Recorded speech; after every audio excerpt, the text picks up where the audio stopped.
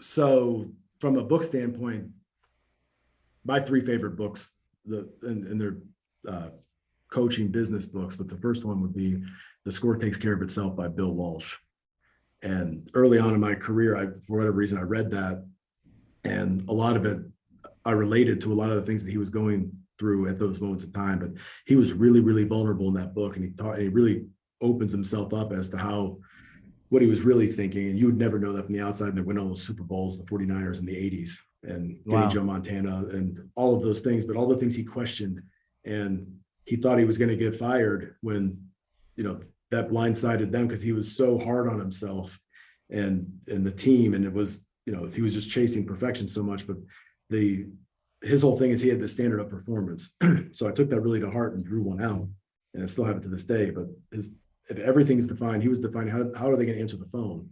And the media was horrible to him, because and he knew attention to detail. If they're going to do everything with excellence, it had to start with how they answer the phones, no shirt tails hanging out. They couldn't, all the things that were negative connotations. He had to let go of a lot of players that had talent, but they weren't culture fits and they're morally and ethically sound.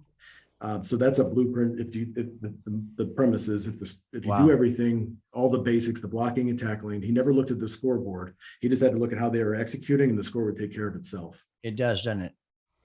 Well, and then Above the Line by Urban Meyer, and then The Four Disciplines of Execution by Stephen Covey. Compelling scoreboard, lead measures, lag measures, cadence of accountability. Those three books. Excellent. Thank you. Any movies come to mind?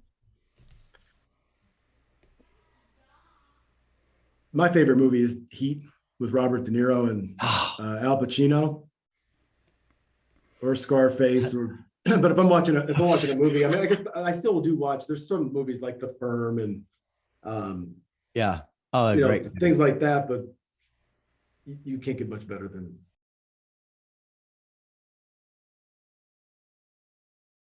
Hello everyone. I wanted to tell you about a workshop we're holding at NADA 2023. We're covering how EV adoption rates will impact fixed operations in the future. We'll show you real and meaningful data that might just put you at ease.